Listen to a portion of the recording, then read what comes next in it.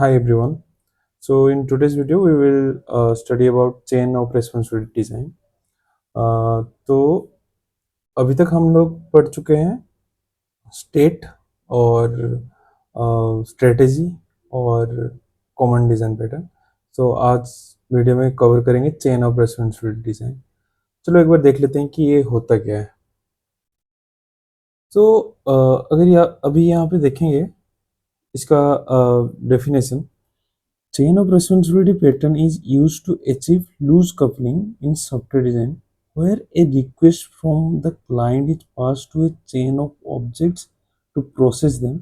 Later, the object in the chain will decide themselves who will be processing the request and whether the request is required to be sent to the next object in the chain or not. तो ये जो बहुत भारी भरकम लग रहा होगा ये डेफिनेशन, पर ये एक सिंपल चीज बोलता है. तो ये क्या बोलते हैं, एग्जाम्पल से हम देखते हैं. एक एग्जाम्पल लेते हैं ऑनलाइन शॉपिंग कंपनी का. ठीक है, तो हर एक ऑनलाइन शॉपिंग जो कंपनी होता है वहाँ पे एक कस्टमर सपोर्ट वाला एक टीम भी होता है. ठीक है, तो उस टाइम पे हमारे पास बहुत सारे कस्टमर्स का इश्यूज आते हैं. लाइक जनरल इश्यूज, लाइक किसी का डिलीवरी कहाँ तक पहुँचा, लाइक डिलीवरी कब होगा, क्या होगा. उसके बाद वो कुछ टेक्निकल इश्यूज भी रह सकते हैं, लाइक किसी का पासवर्ड रीसेट करना हो या फिर किसी का पासवर्ड काम नहीं कर रहा, क्या मतलब प्रॉब्लम, कुछ भी टेक्निकल इश्यूज. और कुछ ऐसा भी हो सकता है कि कुछ बिलिंग में इश्यूज आ जाए, लाइक कुछ एड टू कार्ट करने के बाद उसका जो टोटल दिखा रहा है वो गलत हो. तो ऐसे भी कुछ अदर इश्यूज भी हो सकते हैं कि बिजनेस रिलेटेड कुछ कोई क्वेरी करना चाहते हो. तो हम यहाँ पे स्टडी करेंगे उसका कस्टमर सपोर्ट जो सिस्टम है वो कैसे बनता है. मैं उसको रिलेट करने का ट्राई करूंगा. पहले प्रॉब्लम स्टेटमेंट को बताऊंगा, फिर उसके बाद उसको कैसे ट्रेडिशनल वे में हम लोग करते थे जिससे प्रॉब्लम आता था. लाइक उसके बाद हम ये समझेंगे कि उसको कैसे चेन ऑफ रेस्पॉन्सिबिलिटी में कन्वर्ट करें. लाइक उससे क्या फायदा हो रहा है उसको हम स्टडी करेंगे. तो मैं पहले उसका यूएमएल बना देता हूँ कि कैसा क्या होता है. तो कस्टमर सपोर्ट, तो उसका रेस्पॉन्सिबिलिटी बहुत सारा है. एक जनरल कस्टमर सपोर्ट बहुत बहुत लोग का टीम होगा, उसमें से रेस्पॉन्सिबिलिटी सबके लिए अलग अलग है. लाइक जनरल सपोर्ट जो जनरल चीजों को सपोर्ट करे, लाइक कुछ भी डिलीवरी वगैरह के क्वेरी, मतलब कुछ भी नॉर्मल क्वेरी जो कोई भी जनरल नॉन टेक्निकल या फिर कुछ भी नॉन फाइनेंशियल बैकग्राउंड वाला आदमी उसको आंसर कर सके. फिर उसका आ सकता है टेक्निकल, वो चेक करेगा ईच टेक्निकल इश्यूज. लाइक बहुत सारे technical issues day to day life पे होते रहते हैं. लाइक किसी का पेमेंट अटक गया, किसी का पासवर्ड रिसेट नहीं हो रहा, ये सब के लिए. फिर बिलिंग सपोर्ट आ सकता है. बिलिंग सपोर्ट मतलब कुछ भी फाइनेंशियल प्रॉब्लम हो जाए कि किसी को डिस्काउंट नहीं मिला, डिस्काउंट मिलने के बाद भी पैसा मतलब ज़्यादा ले रहा है, कुछ हो रहा है, डिस्काउंट लग नहीं रहा है, मतलब कुछ भी बिलिंग सपोर्ट होगा तो ये. और एक रहेगा अदर अदर सपोर्ट.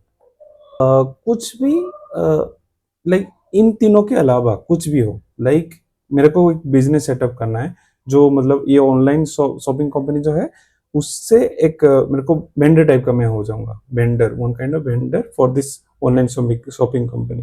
तो ये इशू को सॉल्व करने के लिए तो जनरल टेक्निकल बिलिंग सपोर्ट कोई भी कुछ नहीं कर सकता, तो मेरे को अदर में ही जाना पड़ेगा. ठीक है, अभी सोचते हैं कि ये वाला चीज को मैं एक कस्टमर हूँ. ठीक है, मैं एक कस्टमर हूँ. बेकार ड्राइंग है फिर भी देख लो. तो अभी ये कस्टमर, उसको एक इशू तो कॉल किया उसने कस्टमर केयर को. ये उसको नहीं पता कौन है क्या है, वो बस कॉल किया. इसके अंदर आपके जनरल के, आपके टेक्निकल, आपके बिलिंग, आपके अदर, सारे कस्टमर सपोर्ट इस कंपनी के अंदर है. ठीक है, तो अभी जब कॉल आया, सपोज करो हर एक कॉल को पहले जनरल वाले उठाएंगे. कलर चेंज कर देता हूँ एक बार. हर एक कॉल को फर्स्ट फर्स्ट जनरल वाले उठाएंगे. फिर वो लोग चेक करेंगे कि कस्टमर का इश्यू क्या है. अगर वो जनरल इश्यू है तो वो सॉल्व करके यहीं से वापस भेज देंगे। अदरवाइज अदरवाइज वो क्या करेंगे, उसको फॉरवर्ड कर देंगे नेक्स्ट वाले सपोर्ट को। लाइक एक इशू आया और वो जो इशू था उसका रेस्पॉन्सिबिलिटी जनरल वाले नहीं उठा सकते क्योंकि उनके पास वो वाला आइडिया है नहीं।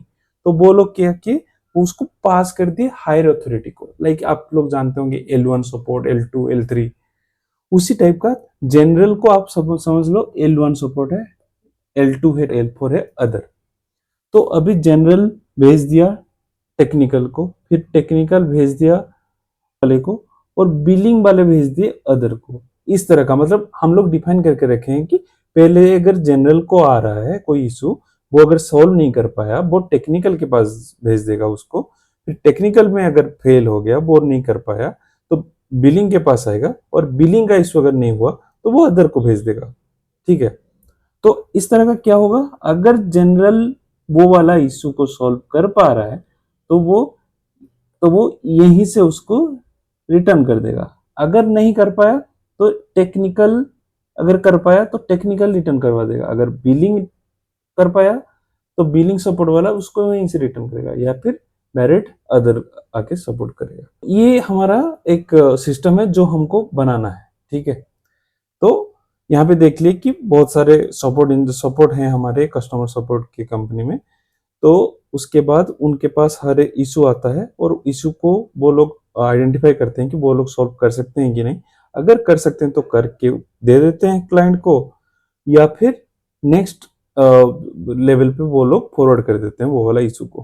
ठीक है, तो इसको नॉर्मली बनाया कैसे जाए। अगर आप नॉर्मल आपको पता नहीं कि ये चेन रिस्पॉन्सिबिलिटी है क्या, तो नॉर्मली आप क्या करोगे, एक क्लास बना लोगे कस्टमर सपोर्ट का।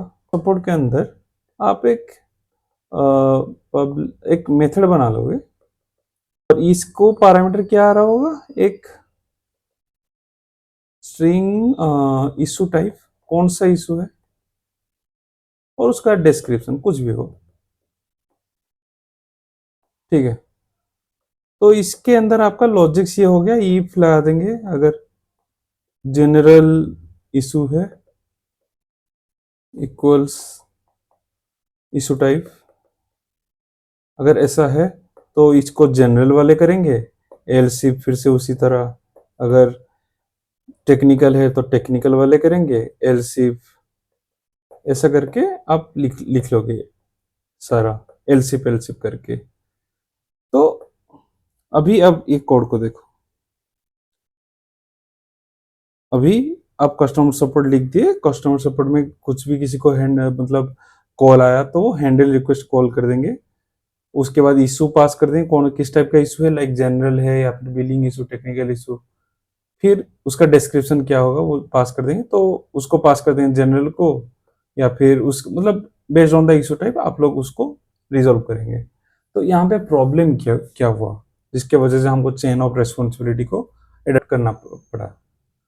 तो यहाँ पे जो कस्टमर सपोर्ट क्लास है वो हाईली टाइटली कपल्ड है लॉजिक्स के साथ, और वो मल्टीपल टाइम्स चेंज हो सकता है based on the logics and all of every customer type, for every customer support type. Like general के लिए कभी अगर कुछ प्रॉब्लम हुआ और कुछ अलग लॉजिक इंप्लीमेंट करना पड़ा, तो हमको वही कस्टमर सपोर्ट में सपोर्ट क्लास में जाके चेंज करना पड़ेगा। फिर टेक्निकल में हुआ तो उसका भी, या फिर बिलिंग में या फिर अदर में।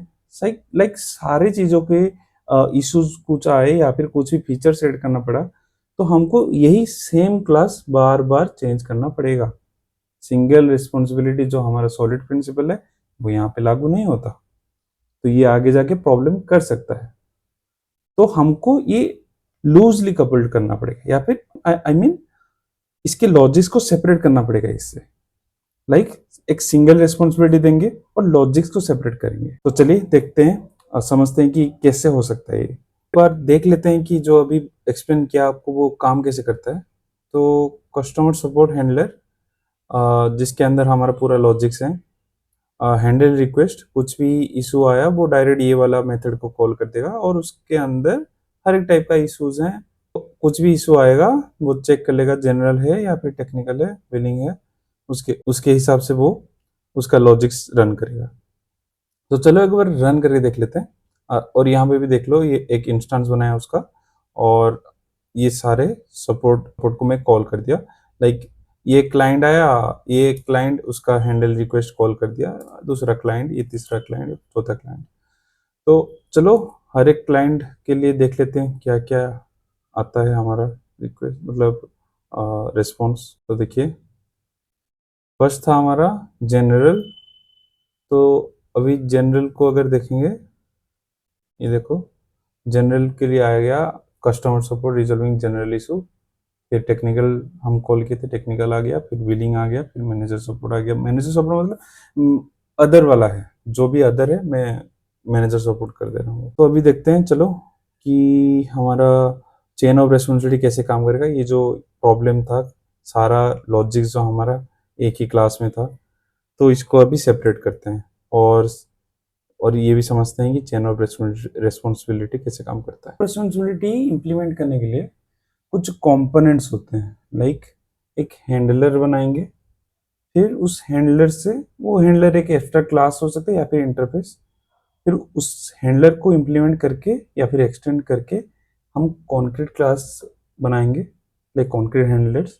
फिर उसके बाद सारे हैंडलर को हम एक चेन में कन्वर्ट करेंगे। लाइक किस हैंडलर, कौन से हैंडलर को कॉल करेगा। लाइक एक हैंडलर अगर काम नहीं कर पाया, लाइक जनरल सपोर्ट एक हैंडलर है, जनरल सपोर्ट अगर कुछ कर नहीं पाया तो वो किसको फिर से रेफर करेगा, लाइक जनरल टेक्निकल को रेफर करेगा। तो उसको हम सेटअप करेंगे यहाँ पे, फिर उसके बाद हम रिक्वेस्ट करना शुरू करेंगे। अभी एक हैंडलर क्लास बनेगा, हैंडलर, ये एक एब्स्ट्रैक्ट क्लास बन सकता है, एब्स्ट्रैक्ट।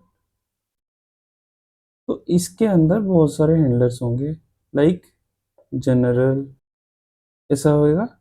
फिर हम लोग क्या करेंगे, हर एक को कनेक्ट कर देंगे। लाइक जनरल अगर नहीं कर पाया वो टेक्निकल, फिर टेक्निकल अगर नहीं कर पाया वो बिलिंग, अगर बिलिंग नहीं कर पाया तो अदर। इसको हम चेन में एक बांध दिए कि कौन किसके बाद किसको एस्केलेट करेगा। ठीक है, सब एक एक कॉन्क्रीट क्लासेस होंगे और इन सब के अंदर हमारा सेपरेट सेपरेट लॉजिक्स लिखे होंगे।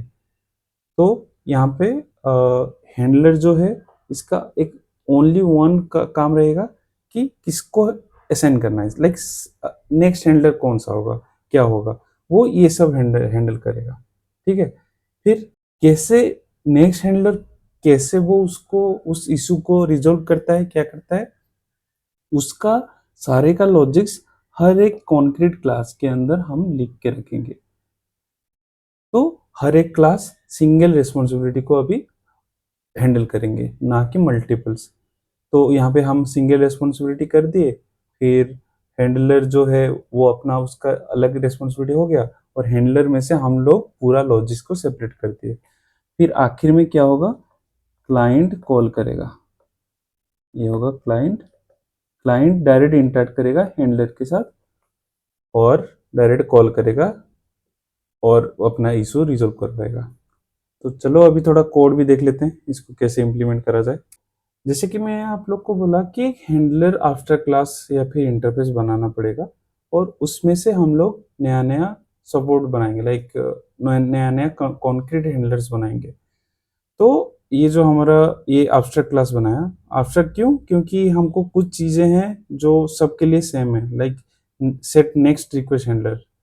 तो ये जब चेन में दिखाऊंगा कैसे चेनिंग करते हैं सारे हैंडलर्स को, तो तब मैं समझाऊंगा ये सेट नेक्स्ट हैंडलर वहाँ पे काम आएगा।